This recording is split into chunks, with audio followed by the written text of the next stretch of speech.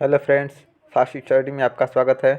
आज हम लोग पढ़ेंगे 10 क्लास का गणित, जिसमें पढ़ना है हम लोग को तीसरा चैप्टर का नाम है दो चर वाले रैखिक समीकरण का युग्म। दो चर वाले रैखिक समीकरण का युग्म, प्रश्नावली 1.3। इसमें हम लोग पहला क्वेश्चन पढ़ेंगे। आफ्ताब अपनी पुत्री से कहता है कि 7 वर्ष पूर्व मैं तुमसे 7 गुनी आयु का था। 7 गुनी आयु का था, यहाँ पे था। अब से 3 वर्ष बाद मैं तुमसे केवल 3 गुनी आयु का रह जाऊंगा। 3 गुनी आयु का रह जाऊंगा। इस स्थिति को बीजगणितीय और ग्राफीय रूप में व्यक्त कीजिए। ये क्वेश्चन हो गया। आफ्ताब, अब समझ लीजिए इसको। आफ्ताब कहता है, अपनी पुत्री से कहता है कि 7 वर्ष पूर्व मैं तुमसे 7 गुनी आयु का था, और अब से 3 वर्ष बाद मैं तुमसे केवल 3 गुनी आयु का रह जाऊंगा। तो आफ्ताब और उसके पुत्री का आयु हम लोग को ज्ञात करना है। तो हम लोग मान लेते हैं कि माना आफ्ताब की वर्तमान आयु x वर्ष है तथा उसके पुत्री की वर्तमान आयु y वर्ष है। क्यों माना? क्योंकि ये दो चर वाले रैखिक समीकरण हैं, तो इसलिए हम लोग इसको मान सकते हैं। अब 7 वर्ष पूर्व आफ्ताब की आयु कितना हो जाएगा? x माइनस 7, क्योंकि आफ्ताब की वर्तमान आयु कितनी है? x वर्ष है। वर्तमान इस समय x है, तो 7 वर्ष पहले का निकालने के लिए क्या करेंगे? x माइनस 7 कर लेंगे। ठीक, उसी तरह उसके पुत्री का आयु कितना है? y है, तो 7 वर्ष पूर्व निकालने के लिए y माइनस 7 कर लेंगे। ठीक, अब स्थिति देखते हैं आगे क्या होता है। समीकरण x माइनस 7, 7 वर्ष पूर्व ये आफ्ताब की आयु हो गई। आफ्ताब की आयु x माइनस 7 हो गई, बराबर ये हो गया उसके पुत्री का आयु y माइनस 7। y माइनस 7 उसके पुत्री का आयु हो गया। अब बीच में हम लोग बराबर लगाए हैं कि x माइनस 7 बराबर y माइनस 7। तो प्रश्न में दिया था कि आफ्ताब की आयु, यानी कि ये आफ्ताब की आयु है, ये आफ्ताब की आयु उसके पुत्री के 7 गुना था। 7 गुना था, 7 वर्ष पहले 7 गुना था। तो ये आफ्ताब के पुत्री की आयु है, और ये आफ्ताब की आयु 7 वर्ष पूर्व इससे 7 गुना था। यानी कि यदि उसके पुत्री की आयु में हम लोग 7 से गुणा कर दें, उसके पुत्री की आयु में 7 से गुणा कर दिया जाए, तो ये दोनों तरफ बराबर हो जाएगा। बीच में बराबर का चिन्ह जो लगा है, तो दोनों तरफ बराबर हो जाएगा। ठीक, क्योंकि ये बड़ा है। कितना बड़ा है इससे? तो 7 गुना बड़ा है। तो 7 से इधर यदि हम लोग गुणा करते हैं तो ये दोनों बराबर हो जाएगा। चलिए आगे बढ़ते हैं। अब 7 से y में गुणा होगा 7y, और माइनस 7 से 49 हो जाएगा। ठीक, नीचे बढ़ी x माइनस 7y। अब x इधर है, सही है। 7y को उधर से इस साइड बराबर के इस साइड भेजेंगे, तो प्लस में है तो इधर आएगा, तो माइनस 7y हो जाएगा बराबर। ये माइनस 7 जो है इसको उस साइड भेजेंगे, बराबर के उस साइड भेजेंगे तो प्लस 7 हो जाएगा, और माइनस 49 पहले से है। उसके बाद हम लोग का ये समीकरण बन जाएगा x माइनस 7y। तो x माइनस 7y इसे लिख दिए बराबर, माइनस 49 में से 7 घट जाएगा तो माइनस 42 बचेगा। ये बन गया हम लोग का समीकरण नंबर 1। समझ में आया? चलिए अब दूसरा समीकरण, इसी सवाल का दूसरा समीकरण बनाते हैं। तो दूसरा समीकरण बनाते हैं। अब दूसरा कंडीशन में क्या बताया था कि 3 वर्ष बाद आफ्ताब की आयु, 3 वर्ष बाद आफ्ताब की आयु x प्लस 3 वर्ष हो जाएगा। उसी तरह उसके पुत्री का आयु y प्लस 3 वर्ष। 3 वर्ष बाद वर्तमान आयु क्या है? x है। 3 वर्ष बाद x प्लस 3 हो जाएगा। तो वर्तमान y है तो y प्लस 3 हो जाएगा। आया समझ में? स्थिति दूसरा में दिया है कि 3 वर्ष बाद आफ्ताब की आयु, तो x प्लस 3 हो गया आफ्ताब की आयु। उसके पुत्री का आयु y प्लस 3। 3 वर्ष बाद आफ्ताब की आयु, ये जो है आयु इससे 3 गुना है, इससे 3 गुना है। ये इसके 3 गुना के बराबर यदि हम लोग 3 को हटा दें, तो ये उसके पुत्री का आयु से 3 गुना है आफ्ताब की आयु। तो हम लोग इसको बराबर करने के लिए क्या करेंगे? इसके पुत्री में 3 से गुणा कर देंगे, ताकि 3 गुना ये हो जाएगा और ये इसके बराबर है, ये है। यानी कि दोनों को बराबर करने के लिए हम लोग 3 से गुणा कर देंगे, तो दोनों तरफ बराबर हो जाएगा। अब इसी समीकरण को हम लोग हल कर लेते हैं। तो x प्लस 3 वैसे ही उतार देंगे बराबर 3y गुणा हो जाएगा प्लस 3 त्रिका 9 हो जाएगा। यक्स माइनस 3y उधर प्लस में है तो इस साइड आएगा -3y हो जाएगा बराबर 9 जैसे तैसे उतार दीजिए। -3 जो है इसको उधर भेजेंगे, +3 इस साइड भेजेंगे तो -3 हो जाएगा। अब ये घट जाएगा x माइनस 3y वैसे ही उतर गया बराबर 9 में से 3 गया 6 हो जाएगा। ये समीकरण नंबर 2 बन गया हम लोग का, समीकरण नंबर 2। अब बीजगणितीय रूप में हम इसको हल करेंगे। समीकरण 1 और समीकरण 2 दोनों हम लोग का बन के तैयार हो गया। अब क्या करना है, अब केवल बस सॉल्व करना है। तो ग्राफीय रूप में हम लोग को यहाँ पे दर्शाना है। दोनों समीकरण ये देखिए यही बना है, समीकरण 1 और ये बन गया 2, दोनों बन गया। ग्राफीय रूप में प्रदर्शित करना है तो x - 7y - 42, तो यक्स बराबर क्या हो जाएगा, -42 उधर है पहले से ही, उसको हम ऐसे ही रख लेंगे। और ये -7 जो है बराबर के इस साइड है, बराबर के उस साइड जाएगा तो +7 हो जाएगा। तो यक्स बराबर -42 प्लस 7y हो जाएगा। अब यक्स का मान हम लोग को ग्राफ निकालना है तो ऐसा बॉक्स बनाना पड़ेगा। बॉक्स बनाएंगे। अब यहाँ पे हम लोग का यक्स का मान यहाँ पे है। अब वाई का मान हम लोग कुछ भी रखेंगे, अपने से रखेंगे। वाई का मान कुछ भी रखेंगे तो यक्स का टोटल मान निकल जाएगा कैलकुलेट करके। तो हम लोग को ऐसा वाई का मान रखना है, वाई का मान ऐसा रखना है कि लगभग यक्स के मान के बराबर आए, लगभग यक्स के मान के बराबर आए। तो वाई का मान पहले हम लोग 5 रखे हैं, 5 रख के देखते हैं। तो -42 प्लस 7 गुणित 5 यहाँ पे रखा गया है इसलिए 5 रख लिए। तो -42 प्लस 7 × 5 = 35। अब 42 में से 35 घटेगा क्योंकि विपरीत चिन्ह है तो -7 आ जाएगा, वही -7 यहाँ पे लिखा गया है। अब वाई का मान 6 रख देते हैं। इसको आप लोग को कैलकुलेट नहीं करना है, डायरेक्टली बस दिमाग में कर लेना है कि कितना आ रहा है। 7 × 6 कर लेना है, 7 × 6 = 42 और ये -42 है, कितना हो जाएगा 0। यहाँ पे 0 आया है, आया समझ में। इसी तरह वाई का मान 7 रख दीजिए, 7 × 7 = 49 हो जाएगा। और 42 में से 49 घटेगा +7 बचेगा कि नहीं बचेगा, बचेगा। तो ये हम लोग का पहला समीकरण का जो था, पहला समीकरण का ये बन गया। अब बनाना है दूसरा समीकरण का बॉक्स। दूसरा समीकरण का बॉक्स कैसे बनेगा, x - 3y = 6 है तो x का मान निकालेंगे, 6 उस साइड ही रह जाएगा। ये -3y जो है इसको बराबर के उस साइड भेजेंगे तो 3y + 3y हो जाएगा। ऐसा हम लोग को बनाना पड़ेगा, क्यों, ताकि हम लोग को समीकरण का मान निकालने में आसानी हो। अब ऐसा बना लिए तो y का मान रखेंगे, डायरेक्टली x का मान आ जाएगा, मन में ही आ जाएगा, कैलकुलेट नहीं करना पड़ेगा। लेकिन यदि यही चीज़ हम लोग ऐसे रख लें तो क्या इसमें y का मान रख के और आसानी से निकाल जा सकता है x का मान, नहीं, थोड़ा डिफ़िकल्ट होगा। इसलिए हम लोग इसको ऐसे करेंगे ताकि y का मान कुछ भी रखें तो x का मान डायरेक्टली आ जाए। अब y का मान देखिए -2 यहाँ पे रख दिए तो -2 से 3 में गुणा, 3 × 6 -6 हो जाएगा, 6 में से 6 जाएगा 0, आया ना तुरंत।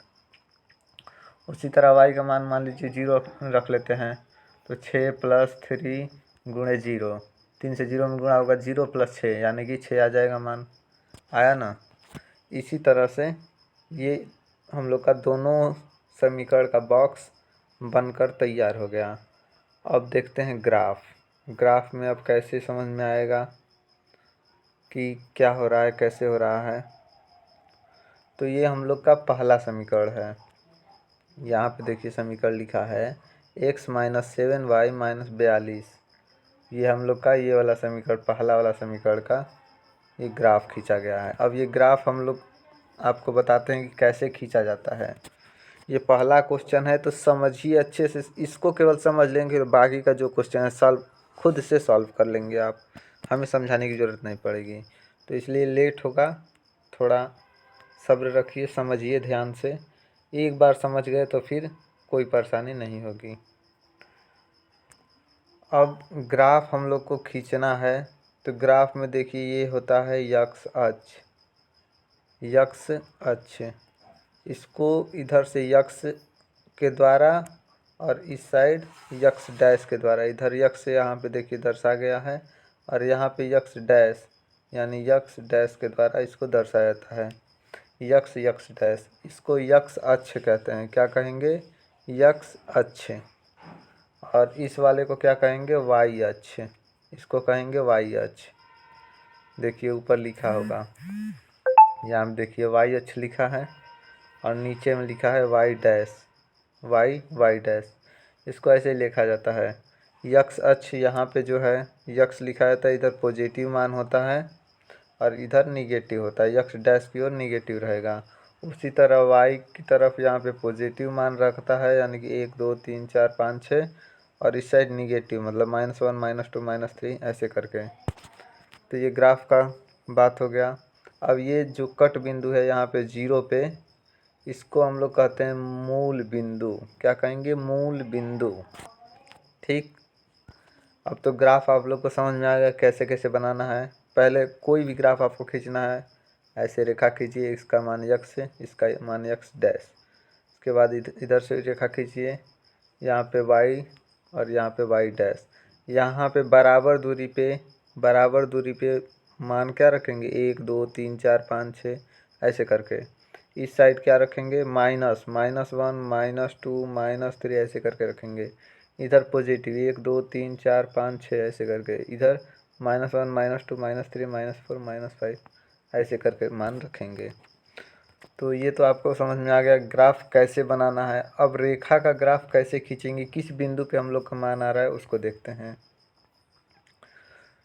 तो सबसे पहला हम लोग का यहाँ पे बॉक्स बना है कि यक्स का मान -7 और वाई का मान 5 हम लोग को रखना है। यक्स का मान -7, वाई का मान 5। तो यक्स का मान -7 कहाँ पे आ रहा है? ग्राफ तो छोटा नहीं होगा। चलिए -7 और -5 रखना है, इसको याद कर लीजिए।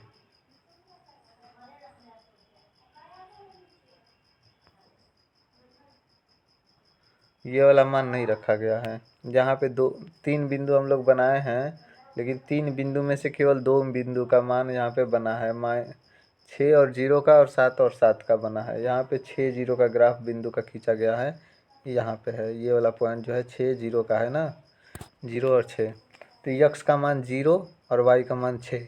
अब ये कहाँ से आया है? यहीं पे बिंदु क्यों आएगा? यहाँ पे क्यों नहीं आएगा? यहाँ पे क्यों नहीं आएगा? इसको हम आपको बताते हैं। तो यक्स का मान 0 लेना है। तो यहाँ पे यक्स अक्ष वाले में देखिए आपके 0 कहाँ लिखा है? यहाँ पे 0 देखते हैं हम लोग कि यहाँ पे है। यहाँ पे 0 है। और y का मान कितना लेना है? 6 लेना है। तो y का मान 6। ये यक्स वाले में हम लोग तो 0 खोज लिए, यहाँ पे था। लेकिन y वाले में अब 6 खोजना है। तो y वाले में इधर ये 1 2 3 4 5 6, यहाँ पे 6 है, यहाँ पे 6 है। ठीक। तो यक्स का मान यहाँ पे 0 हो गया और y का मान यहाँ पे 6 हो गया। तो यक्स के सीधाई से ऐसे ले जाइए और जहाँ पे 6 आएगा वहीं पे रुक जाइए। यही पॉइंट मिला हम लोग को, यानी कि 0 6 का बिंदु यही है। आया समझ में? अब दूसरा मान क्या है हम लोग का? यक्स का मान भी 7 है और y का मान भी 7 है। तो यक्स का मान 7 और y का मान 7 कहाँ मिलेगा देखते हैं। यक्स अक्ष में खोजिए, 7 कहाँ है? +7, +7 ये रहा, यही है ना, +7। और y वाले में 7 खोजिए, कहाँ? ये वाला है, ये y में 7 हो गया, ये अक्ष में हो गया। तो यक्स का 7 का सीधा लाइन जो गया, इसी लाइन को आगे पकड़ के जाइए और यहाँ पे जहाँ भी आपको 7 मिल जाए, जहाँ भी 7 मिल जाता है वहीं पे आपको रुक जाना है, वही पॉइंट हो जाएगा। तो y वाले में 7 कहाँ मिल रहा है? देखिए यहाँ पे है, इसके सीधाई पे ये है। और यक्स वाले में कहाँ 7 मिल रहा है? जहाँ पे मिल जाएगा, मान लीजिए यहीं पे मिल गया तो यहीं पे बिंदु बन जाएगा। यहाँ मिला दोनों पॉइंट तो यहीं पे बन जाएगा। तो जहाँ भी मिल जाए, तो यक्स से 7 ऐसे देखिए लेके जा रहे हैं हम, ये ऐसे पूरा सीधा रेखा खींच देते हैं। और वाई वाले में देखिए ये वाला मान जा रहा है। तो कट बिंदु कहाँ आया? यहीं पे आया ना, तो यही पॉइंट होगा 7। यक्स का वैल्यू भी यहाँ पे 7 है और वाई का भी 7 है। तो दोनों हम लोग का 7 7 मिल गया। तो ये वाला पॉइंट जो है 7 7 बन जाएगा। ये बिंदु यक्स का मान 7, वाई का मान 7। अब ये दोनों बिंदु हम लोग को मिला है, तो इन दोनों बिंदु को ऐसे एक रेखा अलग से खींचकर इसको मिला देंगे। ये हम लोग का x-7y बराबर -42 का ग्राफ बन गया। पहला समीकरण का ग्राफ ये रहा। दूसरा समीकरण का देखते हैं, दूसरा समीकरण का कैसा ग्राफ बन रहा है। तो एक बिंदु 0-2 लिया गया है, दूसरा 6 0 लिया गया है। 0-2 कैसे आया है? 0-2 ये वाला है, तो x का मान 0, y का मान -2। देखते हैं x का मान 0 कहाँ पे है? x का मान तो 0 यहीं पे आता है, y का भी 0 आता है यहीं पे, लेकिन x का हम लोग को खोजना है तो 0 है, और y का मान -2। तो -2 तो ऊपर जाएगा नहीं y में, इधर तो जाएगा नहीं, नीचे ही आएगा। तो नीचे कहाँ आ रहा है? यहाँ पे आ रहा है। नीचे कहाँ आ रहा है? यहाँ पे -2 और x का मान 0, यानी कि यही बिंदु हम लोग का बनेगा 0-2 का। और दूसरा है 6 और 0 का। 6 और 0 का, तो यक्स का मान 6, यक्स का मान 6 कहाँ है? ये रहा। और y के मान में इधर 0 कहाँ है? यहाँ पे है, तो y का मान 0 यहाँ से जाएगा ऐसे, और यहाँ पे बिंदु बन जाएगा। ये वाला पॉइंट हम लोग को 6 0 मिला है, और ये वाला 0 ये वाला 6 0। तो ये वाला हम लोग का दोनों बिंदु जिस रेखा से मिल जाए, बस स्केल लगा करके ऐसे लाइन, सीधा लाइन खींचे देना, यही हम लोग का ग्राफ बन गया। अब ये ग्राफ किसका बना है? तो x-3y बराबर 6 का ग्राफ बन गया। तो ये दोनों ग्राफ तैयार हो गया। क्रिकेट टीम के एक कोच ने 3900 रुपये में 3 बल्ले और 6 गेंद खरीदी। 3900 में 3 बल्ले और 6 गेंद खरीदी। बाद में उसने एक और बल्ला तथा उसी प्रकार की 2 गेंदें खरीदी 1300 रुपये में। एक बार में 3 बल्ले और 6 गेंदें कितने में? 3900 में खरीदी। दूसरी बार में एक बल्ला खरीदा, एक बल्ला और 2 गेंद खरीदी, कितने में? 1300 रुपये में। इस स्थिति को बीजगणितीय तथा ज्यामितीय रूप में व्यक्त कीजिए। तो हम लोग सबसे पहले क्या करेंगे? माना बल्ले का मूल्य यक्स है, माना एक बल्ले का मूल्य कितना है? यक्स रुपया, और एक गेंद का मूल्य y रुपया। तो बीजगणितीय में क्या है? पहला नियम है, मतलब कि पहला कंडीशन है कि 3 बल्ला और 6 गेंद 3900 में, 3 गुणे यक्स, क्योंकि बल्ले का मूल्य, एक बल्ले का मूल्य कितना है? यक्स है, और 3 बल्ला हम लोग खरीदे हैं तो 3 यक्स कर लेंगे, 3 यक्स। और एक गेंद का मूल्य y है, और 6 गेंद खरीदे हैं तो 6y हो जाएगा। अब दोनों को जोड़ने पे, दोनों को प्लस करने पे कितने का हुआ टोटल? तो 3900 रुपये का। 3900 रुपये दिया गया है पहले कंडीशन में। ये समीकरण नंबर 1 हो गया। चाहे हम लोग तो इसमें से 3 कॉमन भी ले सकते हैं, कोई गलती नहीं होगी। 3 कॉमन ले लेते हैं तो x -2y equal to 1300, x -2y equal to 1300, sorry x + 2y equal to 1300। ये समीकरण नंबर 1 बन गया। दूसरा कंडीशन हम लोग का है कि पहला एक बल्ला और उसी प्रकार की 2 गेंदें खरीदना है। तो एक बल्ले का मूल्य 1 गुणे यक्स प्लस 2 गेंद, यानी कि 2 गुणे एक गेंद का मूल्य कितना है? y है, तो 2y। तो यक्स प्लस 2y हो जाएगा इक्वल टू 1300 रुपये, 1300। तो x + 2y बराबर 1300, ये समीकरण नंबर दूसरा बन गया। अब इन दोनों समीकरण को हम लोग को हल करना है ग्राफ के रूप में। तो ग्राफ के रूप में हल करने के लिए क्या करना होगा? पहला समीकरण ये रहा। अब इसको हम लोग 3 कॉमन लेते हैं तो यक्स + 2y बराबर 1300 बचता है। तो यक्स बराबर हम लोग को मान निकालना है, तो 2y को उस साइड भेजेंगे, इस 2y को बराबर के इस साइड भेज दिए ताकि मान निकालने में आसानी हो। 1300 - 2y, 1300 - 2y ये हो गया। y का मान कुछ भी रखेंगे तो यक्स का मान कैलकुलेट करके निकल आएगा। तो बताए थे कि आप लोग को y का मान ऐसा रखना है कि यक्स का मान लगभग y के मान के बराबर आए, लगभग बराबर आए। तो यक्स का मान हम लोग 700 रख लिए, सॉरी y का मान 300 रखे, y का मान मान लीजिए 300। तो 1300 - 2 गुणे 300 इतना हुआ तो क्या आएगा यक्स का मान, यक्स बराबर है तो 1300 आएगा माइनस 3×2 = 600 हो जाएगा। 1300 में से 600 घटेगा, कितना बचा 700, तो यक्स का मान निकला। उसी तरह वाई का मान 400 रखिए तो 4×2 = 800 हो जाएगा। 13 में से 800 घटेगा 500। वाई का मान 500 रख लीजिए, 5×2 = 10, 1000। 1300 में से 1000 घटेगा तो 300 बना। ये चार्ट बन गया, सारणी बन के तैयार हो गया। दूसरा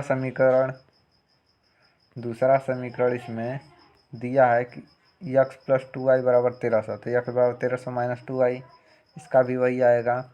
y का मान 300 रखे तो 700, 400 से 500, 500 रखे तो 300 रख के देख लीजिए। मान लीजिए कि 1300 माइनस 2y, y की जगह पे मान लीजिए हम 500 रख लिए, लास्ट वाला ये वाला 500 रखे तो 5×2 = 1000, यानी 1000 माइनस 1300 माइनस 1000 आया तो कितना बचा, 300 बचा। यही तो आया है यक्स का मान। तो सेम वैसे ही है, आप समझ गए होंगे। अब दोनों सारणी बन के तैयार हो गया, तो अब हम लोग को ग्राफ खींचना है। अब ग्राफ कैसे खींचेंगे ये भी हम आप लोग को बता चुके हैं कि नहीं। तो सबसे पहला बिंदु हम लोग का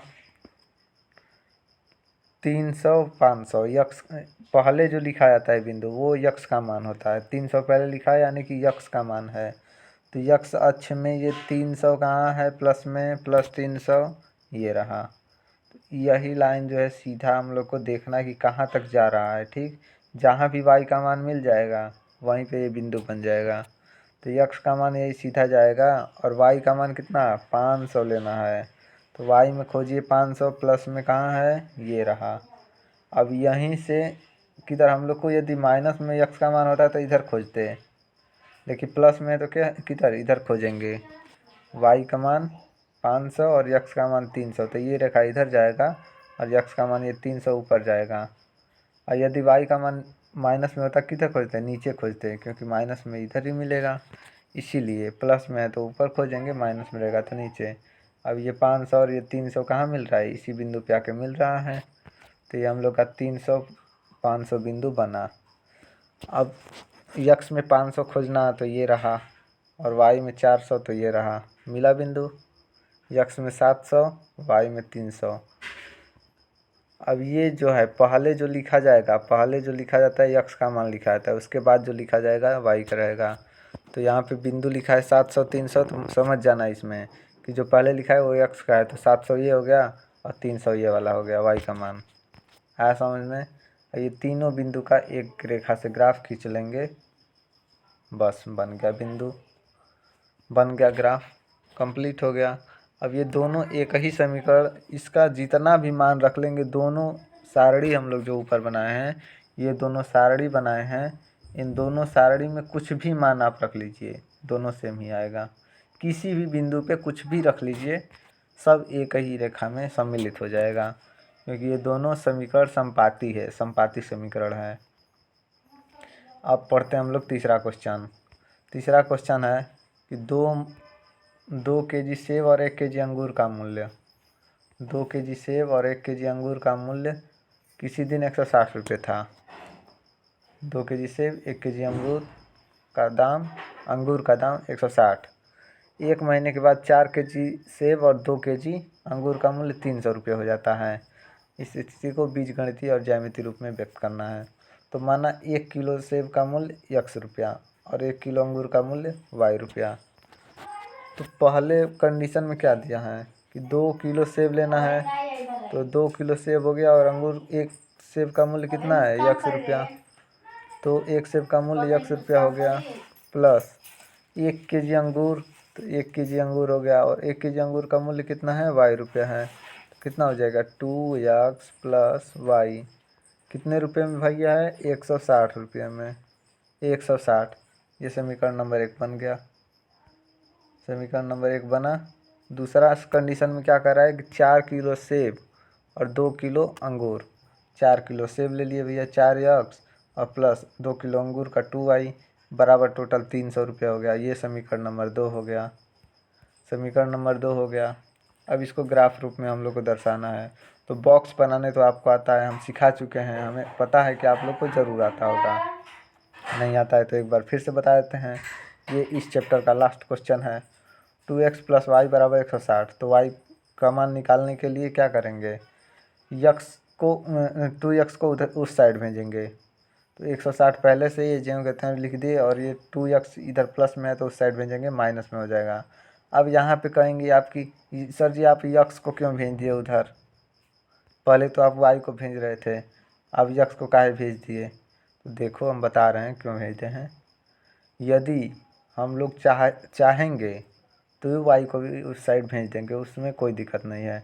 2x बराबर कितना 160 लिखा है, तो 160 लिख दिए और 160 हो गया, और इसको भेज देंगे -y। ये जो इधर +y है उस साइड भेजेंगे तो -y हो जाएगा। तो यक्स का मान यहाँ पे निकालने के लिए 2 को फिर भेजेंगे, तो 160 -y और बटे में आ जाएगा, क्योंकि यहाँ पे गुणा का संबंध है 2 से, तो इधर आएगा भाग का संबंध हो जाएगा। अब यक्स का मान, अब y का मान आप कुछ भी रखिए तो यक्स का मान निकल जाएगा। तो कहेंगे आप कि सर जी ये तो टेढ़ा हो गया, ये निकालने में थोड़ा दिक्कत होगा। तो इसीलिए ना बाबू हम इसको भेजे हैं, इसीलिए भेजा है ना कि 2x को उधर भेजेंगे। अब यक्स का मान कुछ भी रखेंगे तुरंत निकल आएगा, सीधा है, सिंपल है, आसान है। तो इसलिए यक्स का मान यहाँ पे कुछ भी रखिए। अब यक्स का मान हम लोग 40 ले लिए, 40 लिए तो 160 - 2 × 40, यक्स के जगह पे 40 रख लिए, तो 40 दूना 80 हो जाएगा। यहाँ 160 पहले से है, -80, यानी कि इसका मान कितना निकलेगा 80 निकलेगा।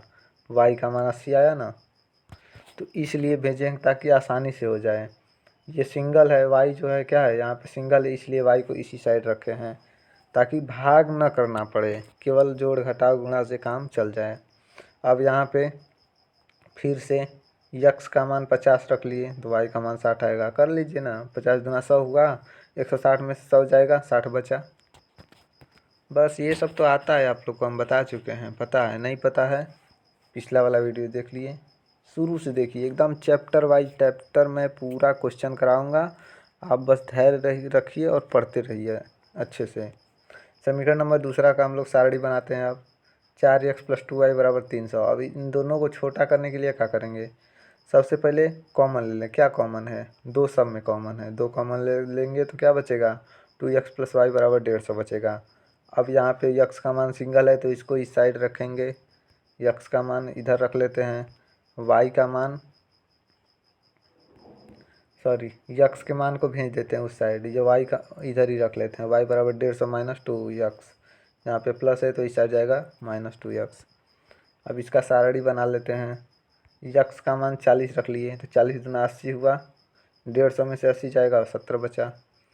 यहाँ पे यक्स का मान हम लोग 50 रख लेते हैं तो 50 दूना 100 हुआ, 150 में से 100 जाएगा, 50 बचा। नहीं समझ में आ रहा है तो आप लोग क्लियर फिर से गुणा कर लीजिए, 150 - 2 गुणे यक्स का मान कितना 50 रखे हैं तो 50 रख लीजिए, कितना 150 - 50 दूना 100, यानी कि 150 में से 100 जाएगा तो कितना बचा, 50 बचा। किसका मान बचा, y का, y बराबर कितना आया 50, तो वही तो मान यहाँ पे हम रखे हैं। आया समझ में। अब देखिए ग्राफ हम लोग कैसे दर्शाएंगे, तो ग्राफ भी हम बता चुके हैं आप लोग को, सेम वैसे ही, बस बिंदु रख लीजिए। क्या है 60 30 है, यहाँ पे 60 और 30 है, तो यक्स का मान 60 देखेंगे, 60 यहाँ पे जा रहा है, y का मान 30 यहाँ पे जा रहा है, ये बिंदु मिलेगा। इसी तरह बिंदु देख लीजिए, आप लोग को आता है, ग्राफ में बता चुका हूँ। वीडियो को लाइक, सब्सक्राइब एंड शेयर करना ना भूलें। Thank you friends.